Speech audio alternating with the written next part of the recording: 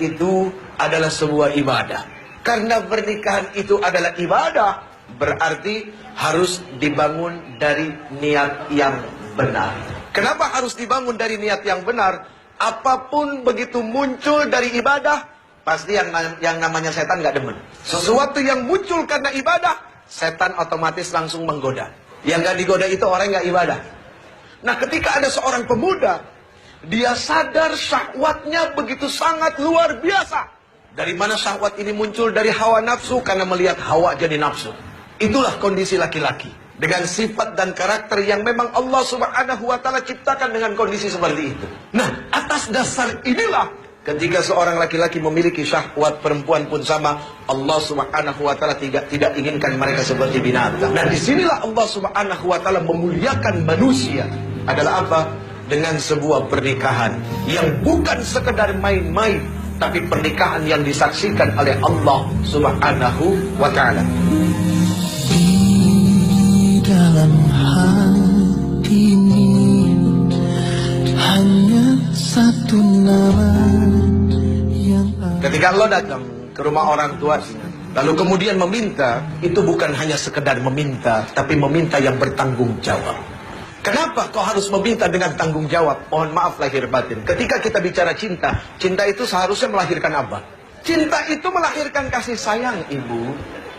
Tapi zaman sekarang bukan kasih sayang yang muncul, tapi kasih syahwat. Sehingga pacaran banyak yang gak sehat. Jadi laki-laki yang terbaik itu adalah laki-laki yang berani datang ke rumah orang tua kamu. Dia pasang wajahnya baik-baik dengan orang tuanya. Lalu dia ngomong, ayahanda, bapak, om, saya suka sama anak om. Saya nggak kepengen lama-lama, saya pengen ibadah. Kalau saya cuma pacaran itu bukan ibadah. Saya pengen ibadah. Tapi maaf ya, beginilah saya apa adanya. Terus buat orang tua, jangan sungkan-sungkan nerima menantu yang pengangguran, bu. Karena hidup itu bukan dilihat yang sekarang. Apa yang kita lihat sekarang belum jadi jaminan. Itu yang paling penting. Bahwasanya manusia tidak bisa dilihat pada hari itu. Allah yang punya hak untuk merubah manusia. Jadi kalau kita melihat manusia pada saat dia datang, dia meminta anak kita, dia pengangguran, ditolak, picik pandangan orang tua. Mohon maaf lahir batin. Karena hanya melihat hari itu. Berarti seperti tidak punya Allah, bahwa hidup yang akan datang itu milik Allah. Kita punya kewajiban mensupport anak kita, memberikan semangat buat mereka, bahwa hidup kamu tidak dilihat dari yang sekarang.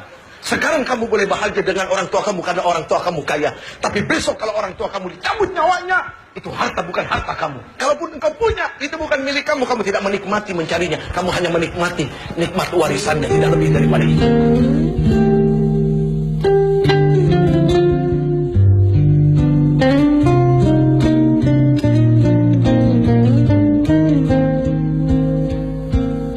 Seorang istri harus berani menuntut suami. Tapi seorang suami harus berani menuntun istri. Apa yang dituntut? Dituntutnya bukan berdasarkan hawa nafsu, akan tetapi Quran. Hak seorang istri menurut Al-Quran, menurut kacamata agama, menurut kata Rasul, apa? Itu yang dituntut. Suami menuntun, apa yang dituntun? Kebaikan demi kebaikan. Yang pertama, cintailah dia yang bisa mendatangkan kecintaan kepada Allah Subhanahu wa ta'ala. Selesai. Kalau kamu bisa mencintai orang yang membuat kamu bisa semakin cinta kepada Allah, itulah yang akan baik buat kamu. Ketika kamu berada di tangan yang soleh, sesalah apapun kamu tidak akan dizalimi. Kalaupun dia marah karena Allah. Kalaupun dia benci karena Allah. Begitu juga ketika seorang laki-laki di tangan wanita yang solehah. Seorang wanita solehah, ketika ditinggalkan tidak akan membuat suami menjadi was-was. Karena dia amanah. Makanya yang sekarang-sekarang, yang cewek, yang cowok, kamu lihatlah pandang orang tua kamu. Kalau memang sudah cukup tua dan kamu melihat syahwat kamu juga sudah sangat luar biasa dengan pacar kamu, bismillah nikah, bahagiakan maka orang tua kamu dengan pernikahan. Apa kamu nggak kepengen disaksikan sama orang tua kamu? Apa kamu nggak kepengen orang tua kamu meneteskan air mata melihat kamu bahagia? detik waktu terus berjalan, berhias gelap dan terang, suka dan duka.